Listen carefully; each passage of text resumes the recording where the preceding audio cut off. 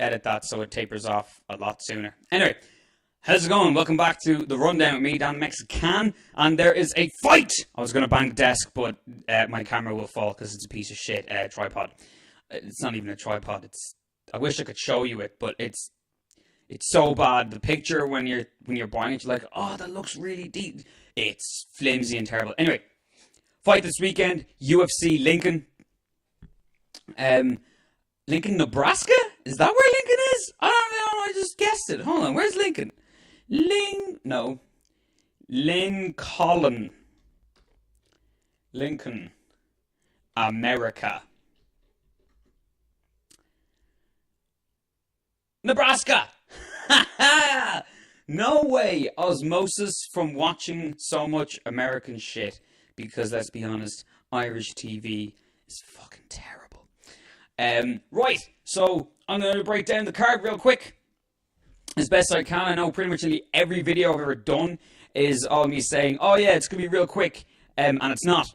But I have to keep trying. I dare not touch the sun, but I would at least try and orbit the Earth.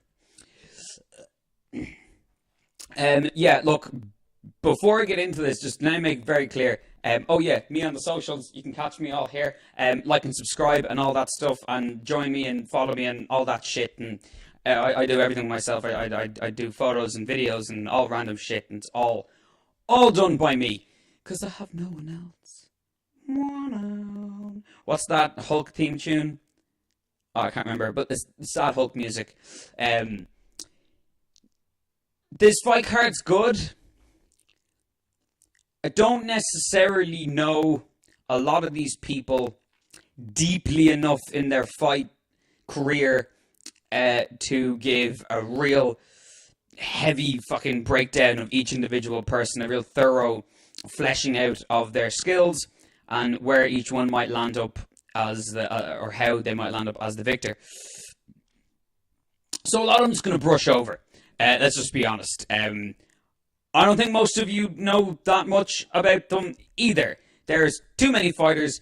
It's saturated as shit, and it's definitely having an effect on the hype and the enjoyment and the ability to get invested, and therefore, all in all, the overall numbers of, how well the event does, because it's just too much.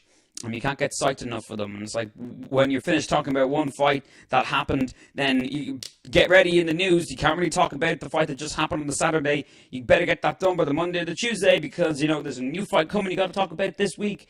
It's coming again on Saturday. And yeah, we had a bit of a break, and that was nice, but it wasn't a break with like a lead up to something awesome. It was a break till a standard card kind of thing. Although there was no TJ Dillashaw thing, that was good. But the overall fight card was not in any way pay-per-view worthy. Although the last two fights were. I just can't say that about the whole card. But nevertheless, I'm just going to run through this shit and see what we can get done. So if you will allow me, we will switch over. And we will start off with this. Where is it? Now, let me see if this works right. Okay, we're on Easy Street. Oh, wait, we're not. Wait, yeah. So it's these guys. Okay, yeah, so I did it the other way around. Okay, is this in order? Nope, it's not in order at all. What is the point of that? Give me 2 seconds. I gotta rename these fucking stupid things. I have them named 1, 2, 3, 4, 5, 6, but according to this stupid goddamn software, it won't recognize them in order. It has to be 0, 1, 0, 2, 0, 3. And I forgot to do it this time. I suppose it's my bad at the end of the day, but realistically, your computer system based off numbers, and your logic is ones and zeros when you get down to the base of it. So for the love of Jesus Christ, understand that 10 comes after 9. I don't think I have to put 0 in front of 10. It's just 10, 11, 12, 13. Okay, so that's that. Which means I have to dump this folder. Remove. Then I have to get another slideshow. And I have to call it something different because I already called that one that, for feck's sake. Okay, yeah. Oh, of course, caps lock is on, so everything's in reverse. Oh my god, I'm so sorry, folks. On a side note, you know what really pisses me off for no real reason? At some point, someone said, oh, let's put like a dual exhaust on cars. So it's like an exhaust on each side because symmetry, mathematics, Fibonacci sequence, let's just do it correctly. But not all cars do that. They don't have to be blazers and like big gas guzzling beasts or, you know, fine-tuned precision machines. Just give them two exhausts. Just do it. It looks better. It looks better. Symmetry. Symmetry. Prettier people are people who have more symmetry to them. It's nature. I didn't make those rules. It's nature. Fix fucking cars. Just put two exhausts on. Don't be a bunch of assholes. Where is this goddamn picture? Where is this picture gone? I've too many folders of shit. And it gets confusing because a lot of them are named the same because I forgot that I made the folder in the first place. Okay, then we get you. We stick you there. Like a good old boss. Good old lass now. And I'm going to go to them hotkeys. Them hotkeys! UFC... No, what the fuck is that? Okay. So, right, left, apply. Let's see if this works now. Oh wait, because I can't. Transition.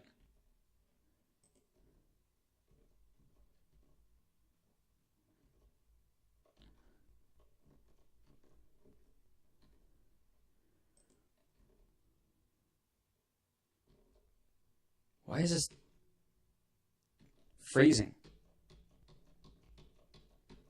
Oh, you piece of shit. What the fuck is going on? Like, hold on, let me change the view. What's the view? It's on. Oh, wait, no, that's my fault. That's my fault. Go down to properties, not automatic, manual use hotkeys. There we go. Now. Yes, okay, we are in business, lads and ladies. We are in business. Okay, so, Haniyaya and Luke Saunders. So, Luke Saunders doesn't have the most beautiful record, if I'm talking fairness. Haniyaya is coming off 2 wins of Russell Doan and Briones. It must be Henry Briones. Submission and submission. Oh my god! That's unexpected. Luke Saunders, he has come off a win off Patrick Williams. I don't know who that is. Let me just check the face just in case, like, oh my god, Patrick Williams? I mean, he's that, no, and it's good that it makes sense that I don't know who he is because he has lost his first fight, won against Alejandro Perez, and then lost 2 other fights. And, yeah, okay. He lost in 2018, April 14th. Papa Booey. Yeah, look, it's not that he's bad or shit or anything, but he only has 1, 2, 3, 4, 5 fights in the UFC. He won the first 2 against people who don't really matter. I don't know them. He lost 2 against Uriel and Contra and Andre Sukmantah, which are like, I know them enough that you're supposed to win against them if you show that you really have something going for yourself. Patrick Williams, don't know the guy. He had a lot of losses, so you kind of want to beat someone like that. And it was a unanimous decision. He couldn't finish the fight. Haniyaya is Hani fucking Yaya. I mean, the guy has 1, 2, 3, 4, 5, 6, 7, 8, 9, 10, 11, 12, 13, 14, 15, 16, 17, 18, 19. 19 or 20 fights in the UFC. I can't count that quickly. I've moved the scroll wheel too quickly. 19, and he's lost 1, 2, 3, 4, 5. He's lost 5. 2 of them no contests. Yeah, I would be, look, UFC, anything can happen. I have Haniyaya very clearly winning this by, guess what, folks? Submission. I'm going to say second round. Some of these are fucking complete guesses, though, because I honestly don't know. And we'll get to that as that happens. So Drew Dober versus John Tuck. John Tuck, salty record. Another one with a salty record. And not the longest record either. It's not that it's bad. It's just he wins one, then he loses one, and he wins one, and then he loses one, and then he wins one, and he loses one, and then he loses another one, and then he wins one. But look at the people he wins against. Taekwon Zhang. I don't know who that is. I have never even heard that name. But he loses to Norman Park. I know that guy. He's not even in the UFC anymore. He beats Jake Lindsay. Just going to check his face there.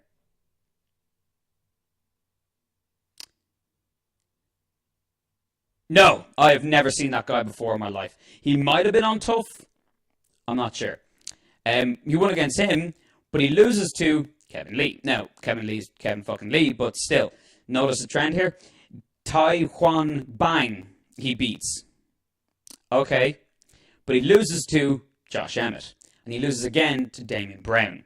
And he beats Takanori Gomi, who should have stopped fighting about 20 years ago. So, yeah, it doesn't look good for him at all. Like, at all. And Drew Dober's a tried and tested name. He's got his 19-8, which is shitload of experience. He knows how to lose, he knows how to come back, and he also knows how to win. He's got an array of different wins as well. Knockouts, decisions, submissions.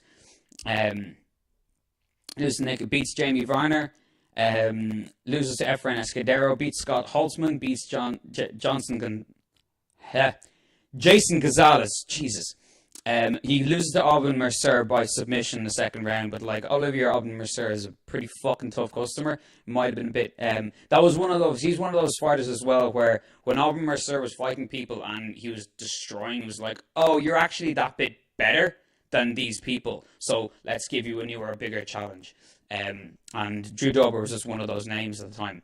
Beat Josh Berkman and beat Frank Camacho. Fight of the night, unanimous decision, knocked out Josh Berkman. I got Drew Dober, man. Also, is this, by the way, the battle of the fucking jaw? Like, they have the weakest chins. And I don't mean, like, the fight ability, just in ratio to their faces. Check these dudes out, man. Like, their chins are so narrow compared to the width of their jaw. And the width of their jaws seem to stick out further than their actual fucking heads. It's insane. They look like kettlebells. They have heads like kettlebells. I mean, it's the battle of the fucking jaws. Just gonna run in and just smash each other at the side of the face, like they line up face to face, and just fucking go at it. Like, that's ridiculous. Drew Dober. I have Drew Dober. I have Drew Dober! Next. Yeah, Calderwood versus Calandra Faria. Faria? See, it's not Fahea. Because there's a Fahea and it's Faria. Maybe it is Fahea. Because it's or, and if she's Brazilian, that's a H. So, Calandra Fahea. This is where she from? I'm going to assume. Yeah, Sao Paulo, Brazil. Tobate. So it is Fahea. Right. There seems to be a pattern here. Because this chick has a shit record too. She's fought twice in the UFC. She's lost both of them. One by unanimous decision against Mara Romero Barella. It sounds like a company that does bolognese sauce. And Jessica I, split decision when Jessica I was fighting at the wrong weight class. Or is it their first fight at this weight at the new weight class? That's a bad call if it is. What weight class is this? This is this is the new weight. Okay, unless they, I don't fucking know. It's a stupid website. Please fucking tell me if the fighters are changing weight classes. Tell me which weight class every fight took place at. Because Jessica I changed weight class, and then I don't know which one she changed to. Oh, fuck, I don't... Look, the fact of the matter is she's lost 2 fucking fights, and Joanne Calderwood is no fucking joke. And the only fights Joanne Calderwood kind of lost are the ones where you're like, that person's skill set's just better than yours, and they're way more tenacious. When Calderwood gets in there, she gets in there, but she can be a bit easy to clip sometimes when she gets too much in there. And she's a problem balancing her tenacity and ability to go with her precision, her striking, and taking a step back and figuring out, and patience. So that can kind of get her into trouble when she fights these, like Jessica Andrade, Cynthia Calvillo. But Valerie Turno took her out. Courtney Casey, by the way, who probably could end up winning, or definitely fighting for the title in the future. She beat the shit out of her, unanimous decision, fight of the night. So yeah, I'd be very, very surprised if Joanne Calderwood loses. However, there is always the possibility that she will get subbed. But let me see what this girl's... I'm a Titan FC champion. Okay. 2009 is when she started training, so she doesn't have too much overall damage taken. I'm pretty sure Calderwood's recent in around the same. Although probably she's been training it amateurly a lot longer. If we first... heck, Jesus, doesn't fucking say shit about her. Like, usually it has, like, what things have you done? Oh, I've been doing jiu-jitsu for years, or I've got titles in this. 7 first-round finishes, 7 wins by KO, 5 by submission, 4 armbar, 4 red naked choke. Has won 3 of the last 5 and 2 fight losing streak. Won 3 fight series with Karina Dam.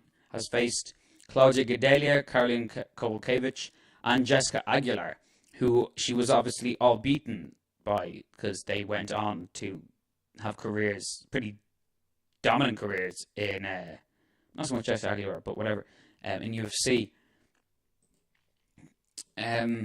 Yeah, I'm going to say no. I'm going to say there's no way. I'm going to say, yeah, I'm going to keep my original pick.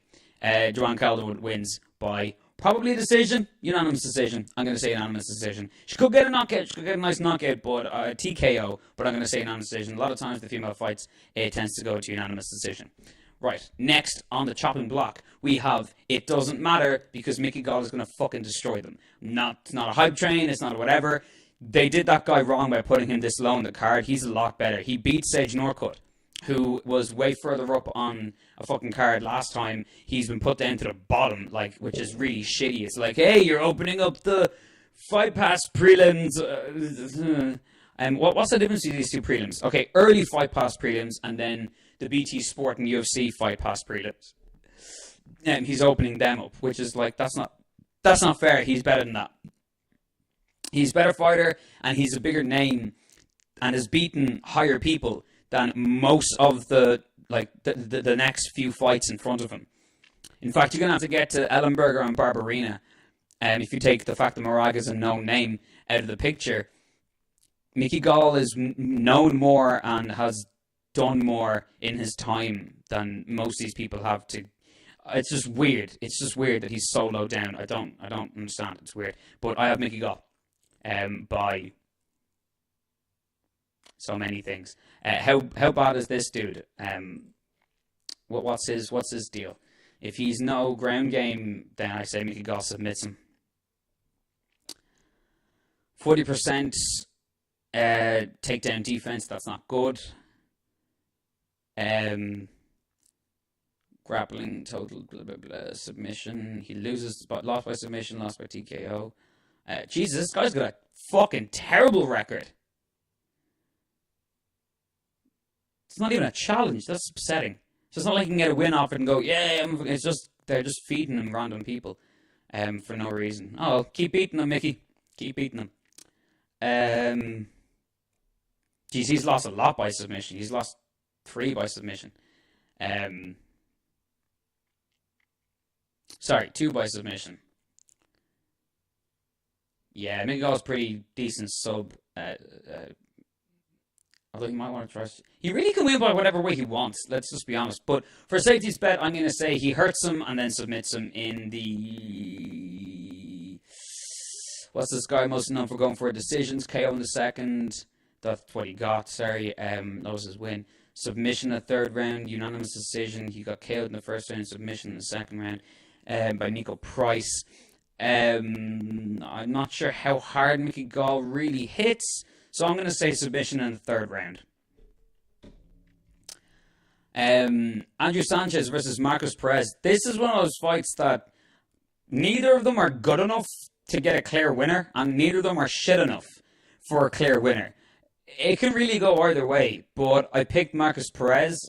I'm not 100% sure on the reason why I picked Marcus Perez, so if you just give me 1 second, I'm just going to go over their man, that looks, what's his name? Andrew Sanchez's eyes. Can you have a guy who looks more on heroin? Fucking hell, man.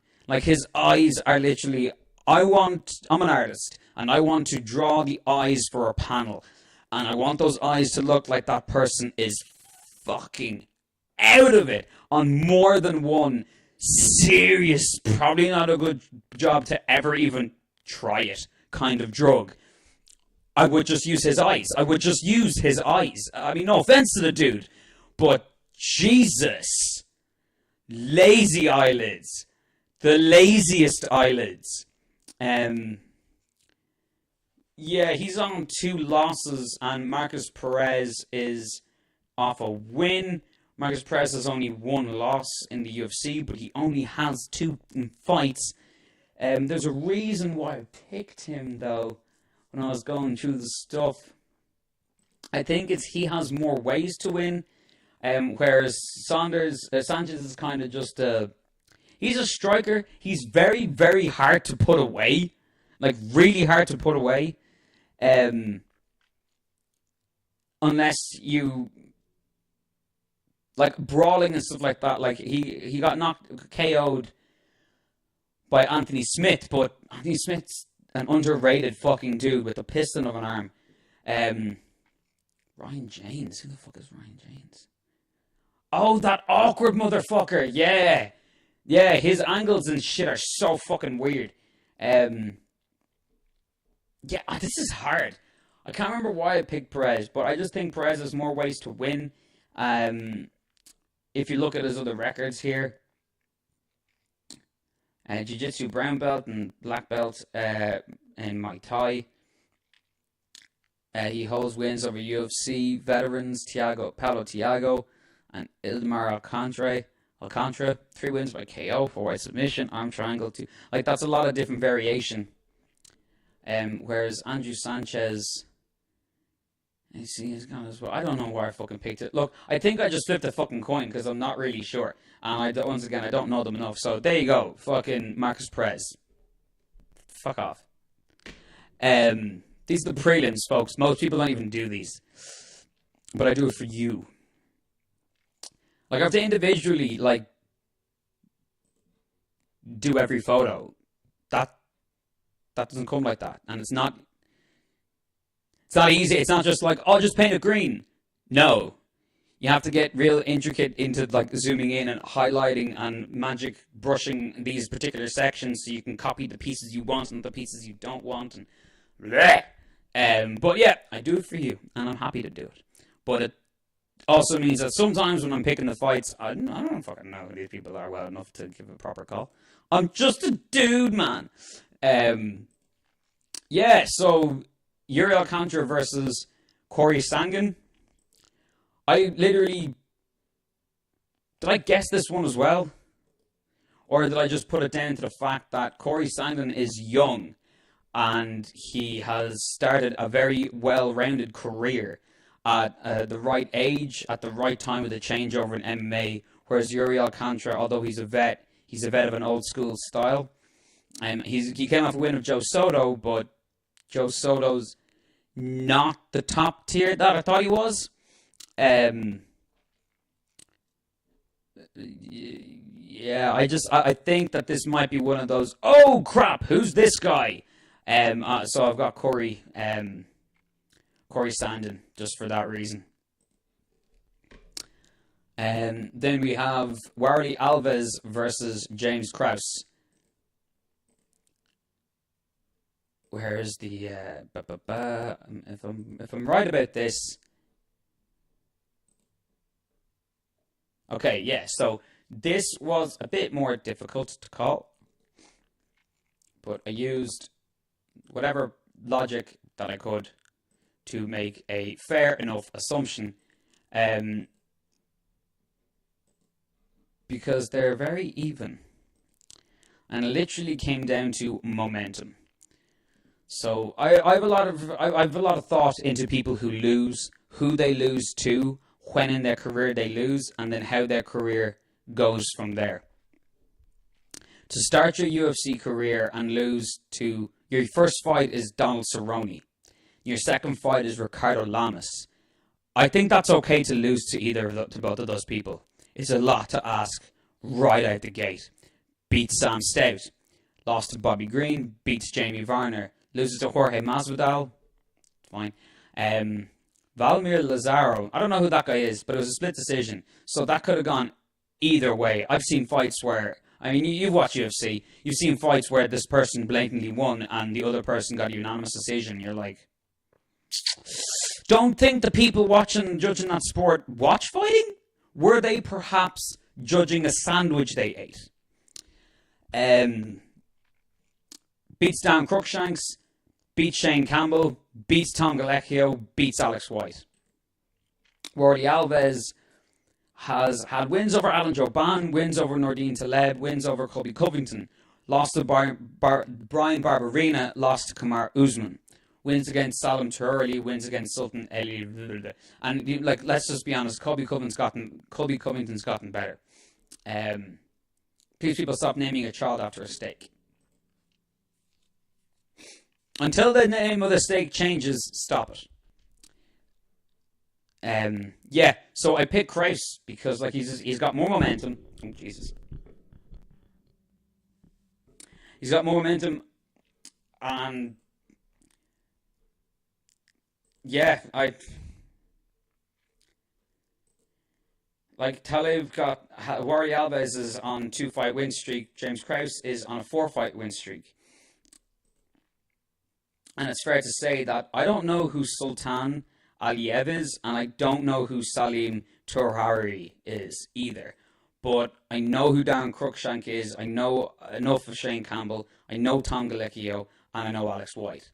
And he spanked all of them. So I have Krause. Now, one could look at it and go, well, if he's on that kind of a win and the other person's, could be his time to lose his win streak and whatever. I just think he has more ways to win as well. Right. Eric Anders versus Tim Williams. Why this is the card here, I don't know. Why it's not Mickey Gall and somebody else with a better name up here, I don't know. Why Calderwood isn't further up the mark than that, I don't know either, but it is. Dober is behind Anders and Williams. Now, don't know too much about Williams. I know he's facing the Ultimate Fighter. He lost his first Ultimate Fighter 15. No, Tough 19, sorry. And he's on Team Penn. He lost to Oscar Pichota on his first UFC fight. Lost by KO in the first round. However, if you go to Eric Anders, you will notice that the last fight he lost was a split decision to Lyoto Machida in Brazil. I didn't even think you can get a split decision if you're an American against a Brazilian in Brazil. I didn't even think that was the thing. So the fact that he got that is like, well, he might as well, he won. He won the fight. All right, he so clearly won the fight that you had to, he split decision. He didn't knock Lyoto out. So technically Lyoto's still going to win because it's Brazil. Split decision. That says a lot. He is good, man. He was doing really good. He wasn't losing that fight. And he beat Rafael Natal before that and Marcus Perez before that.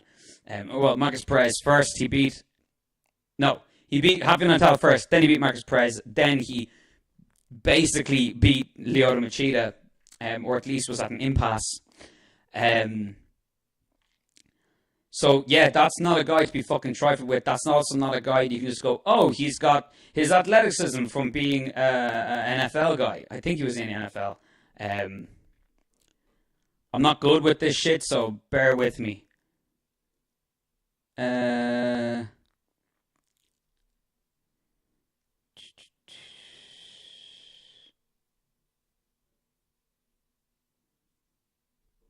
no. Okay. Oh yeah, yeah. Former linebacker at the University of Alabama. Um, in 2019 Championship game, had 7 tackles, a sack, and a forced fumble in a win over Texas. So I don't think those athletic attributes and ability to grind and stuff are going to really be the reason why he wins. I think he has that, but what's going to be the mark is he, I think, has quite the skill and the management of his skill as well, and patience. Because if you try to know him a cheater, you gotta be patient, or he'll just take you the fuck out. So yeah, I have Eric Anders by how does he usually win? Decision, KO, and how does the guy usually lose? We lost by KO, but he could still be there. Blah blah blah. Okay, I'm gonna say Eric Anders KO in the second round. Yeah, so I don't know I mean I might have seen Davison Figueredo, sorry, fight, but I don't really remember.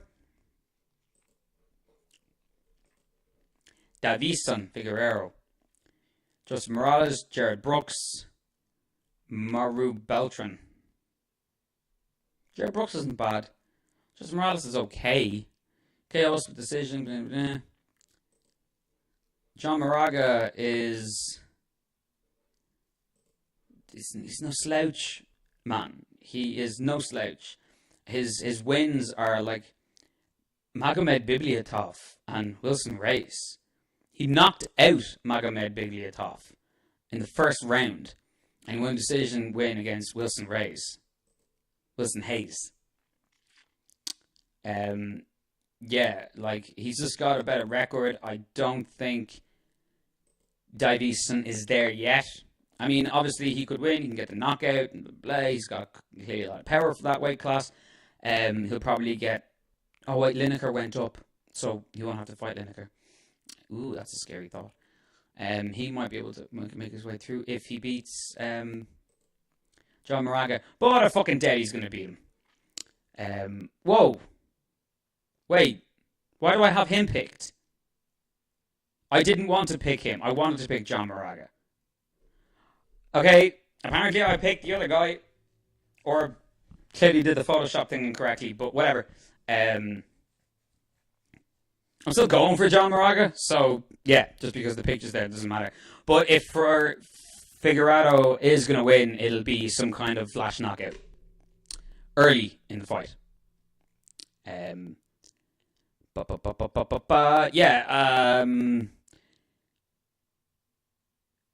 it's not that the Juggernaut's not great. He's a Juggernaut. Okay, he's Jake the Juggernaut Ellenberger. But I just... It's not even to do... Okay, he's lost to Jorge Masvidal. He's lost to Mike Perry. He's lost to Ben Saunders. In a row.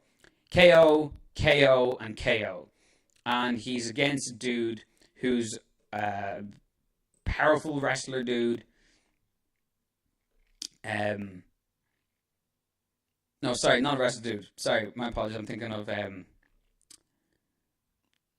Barbarina and then there's someone else. Is it Bam? Fuck, I can't remember. There's too many names. There's too many fucking names. There's too many fighters. Favorite grappling technique: takedowns, punches and bunches, 3 first-round finishes. Look, just all in all, he's healthy. He's younger. He's in no way as tested. I think Jake Ellenberger could probably hit him in the face for the majority of the fight, and he'll be fine. And if Jake Ellenberger stood there and took the same, maybe 2 hits, and he'll be on his ass, at least rocked. So yeah, man, the chin is what it is, and when it's gone, it's gone. So I have Barbarina by knockout, maybe more than likely in the first round, if not definitely the second. But if Jake can outlast and go for the whole hog, he could end up getting a decision win. But I fucking doubt it. I love all the people, I love all the fighters, and it's no disrespect, but I'm just trying to call it like I think it is, or at least as I see it. Even if it's wrong, it could be wrong, but nevertheless, I say it is. Okay, Angela Hill's great, and it's upsetting because I want her to do really well, and she has actually got like her feet under her now. She's back in the UFC, but Courtney Casey's scary, man. She's not as skilled as other people, but she's young enough, tough enough, powerful enough, and undamaged enough that she can just weather whatever and push and explode her way back into a position that is comfortable for her. I think people have a serious fucking problem when she gets on top. Even if they have good defense on the bottom, she's very heavy in how she sits on them. She's very good with her weight on them. It's a similar design to how like Juliana Pena and the other girl that I can't remember the name of right now are destroying people. She's very big for the weight class in regards that she clearly is very, very, very, very good at cutting weight. I think that Angela Hill will have a serious fucking problem unless she can completely stay in her range, take her down for the point, hit her once or twice, try a submission attempt, get back up, and keep her range, keep her distance, keep striking on her, keep finding homes for her shots. Angela can easily win by decision. But I think Courtney Casey is on a fucking roll right now, and it's going to be hard to derail that train at the moment. I'm not saying hype train, just she's a train coming in the tracks, and I think it's going to be hard to stop her at the moment. And as awesome as Angela Hill is, I think she's just that bit. She does look thick in this one now. She does look more ripped than she has before, more bigger, taking on more weight. Yeah, I still think Courtney Casey kind of just pushes her way through and gets the win at the end of the day through sheer force. Michael Johnson versus Andre Touchy Fili. This is hard. I'm mainly picking Michael Johnson because fighting is very much mental, more so than it is physical when it comes to the day of the fight. Once you're actually in there. Michael really can't afford to lose this fight. I'm not saying the UFC will definitely cut him, but the UFC has cut people randomly for the weirdest reasons. So it's in his best interest to fucking win. He's on 3 losses in a row. This will be his 4th loss in a row. Fili has had 2 wins, or I think even 3, and he's on a win streak. So it's momentum for Fili, so he'd want to win to keep that win streak going and give him a shot at like a bigger name. But I don't think he'd be as invested as Michael Johnson would be to just get the win. Doesn't matter how, just get the win. So I have Michael Johnson by caution and by respectful caution and logical assessment of a situation.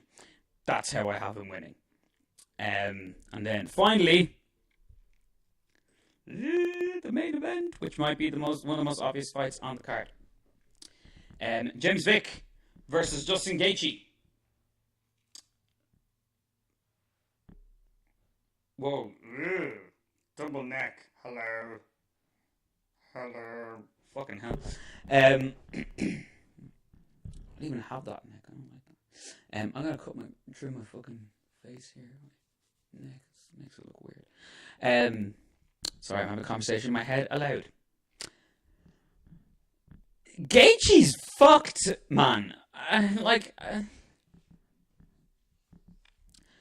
If he employs his wrestling because he's a serious wrestler and he like goes straight up, I'm just gonna wrestle fuck this guy, and whenever we're standing, I'm just gonna try and leg kick the shit out of him, and I'm gonna play really boring. I'm gonna play really fucking boring, but I'm gonna get the win.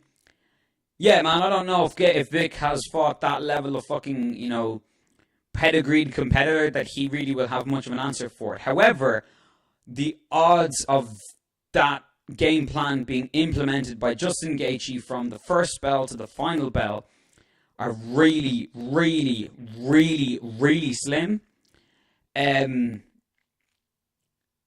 odds of him, while doing that, avoiding any type of serious shot or combo from Vick are also very, very slim.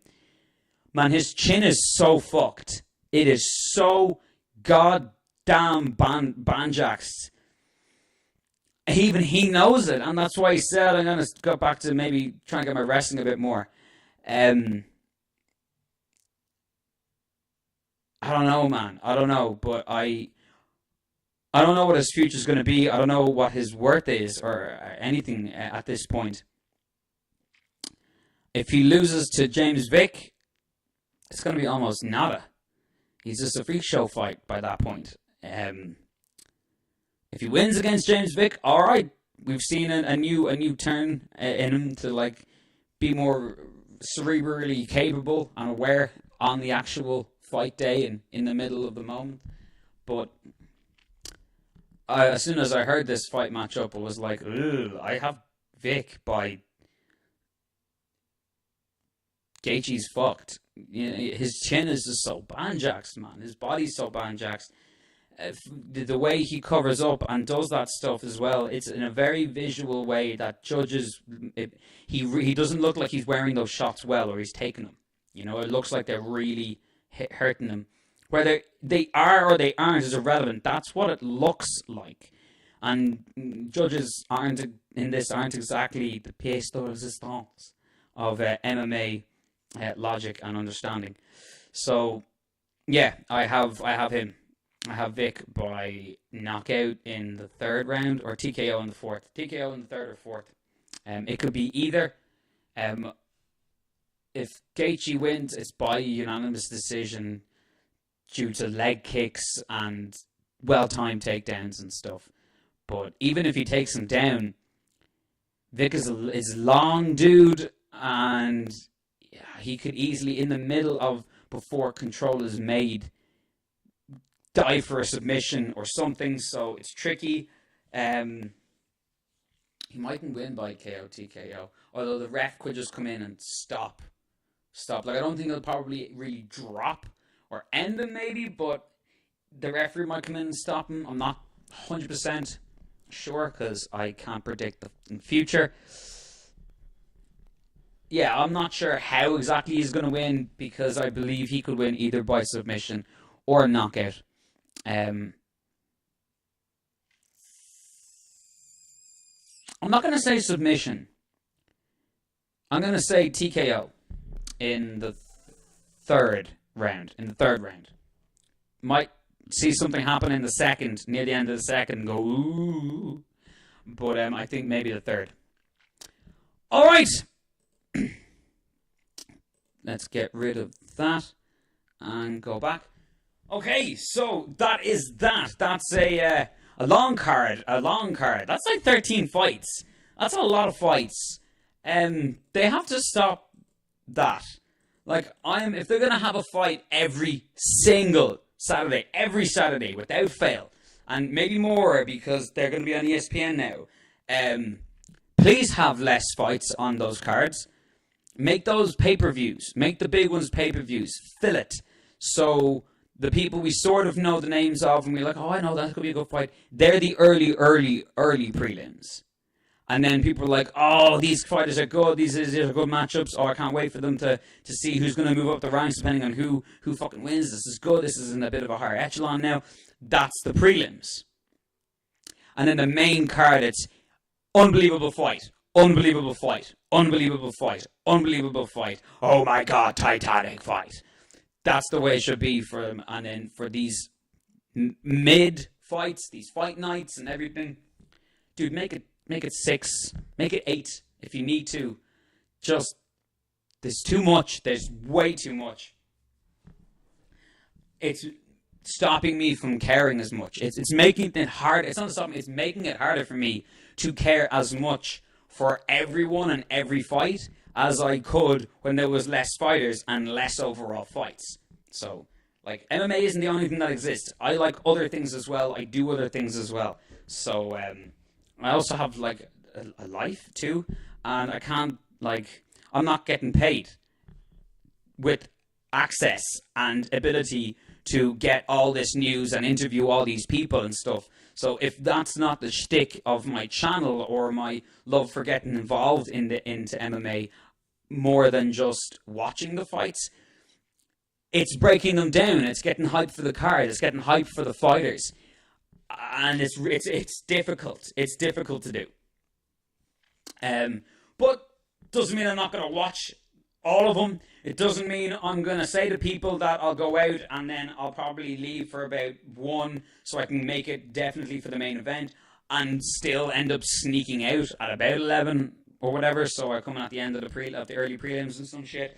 Doesn't mean like I'm going to watch them. I'm going to enjoy them, and even if they're shit, I'll still watch them. But I would like it if when I'm making these videos, that I had a lot more to say about the fighters and stuff, and therefore what I had to say would be able to be said, and I wouldn't have to kind of concoct a narrative or a sense of rational judgment so I can weigh, this guy or this guy, because I really don't know anything about them, and the UFC hasn't told us much about them. There's been no real lead up or real talk or videos or anything. So yeah, it'll make it a lot better. But for the most part, there are a few fights in this card that I'm well looking forward to. And that's obviously just the elephant in the room. Khabib versus McGregor's coming up, and I think we're all going to be pretty excited about it. Although I haven't checked the fight card. Check that fight card. And the New York fight card is meant to be stacked as well. So anyway, until then, until I do other stuff, thank you very much for watching. My name is Dan the Mexican. I'm going to put this little fucker back up. Get me on all the socials. Like, subscribe, tell your friends, hit the little bell, and you'll be notified next time I make a new video. Thank you very much for watching, folks. This is amazing.